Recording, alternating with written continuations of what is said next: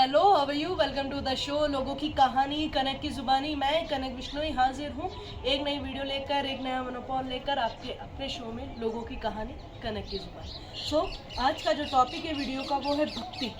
भक्ति तो हम सभी करते हैं, हम हमारे सभी इष्ट को, हमारे देवताओं को, हमारे जो आराध्य हैं उन सबको पूजते हैं, और जो कि बहुत अच्छी चीज़ है, पूजनी भी चाहिए।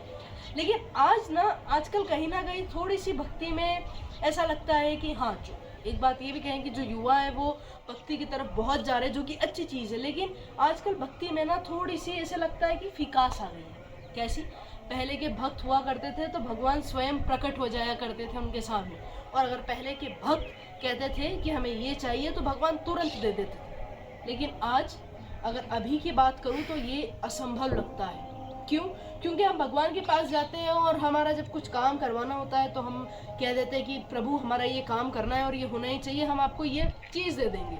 हम रिश्वत देते हैं उन्हें जिन्हें किसी चीज़ की कमी नहीं, हम उन्हें रिश्वत देते हैं कि ये हो गया। और इन केस हमारा काम हो जाता है तो हम जाते हैं थैंक यू आपकी कृपा से मेरा काम हो गया, हम वो चीज़ चढ़ाते हैं और जस्ट चले जाते। इन केस अगर नहीं होता तो हम जाते हैं और दुनिया भर का गुस्सा उनके सामने निकाल देते हैं।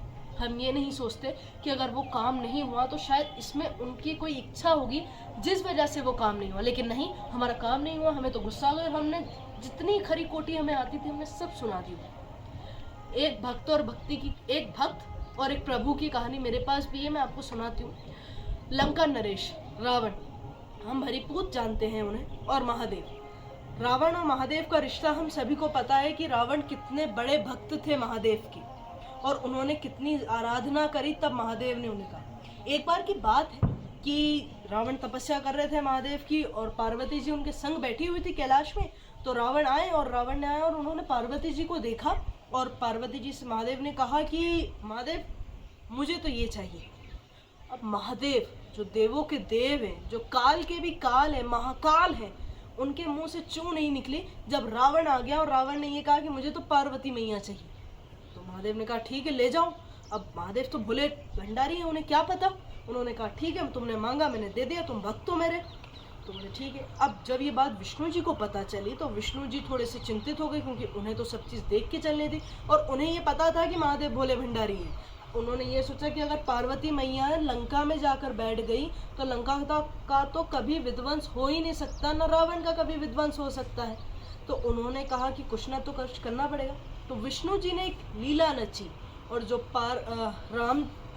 रावण की जो बीवी थी मंदोदरी, उनका रूप बिल्कुल हूबहू पार्वती मैया जैसा बनाया और एक बाग में जाकर उन्हें छोड़ दी।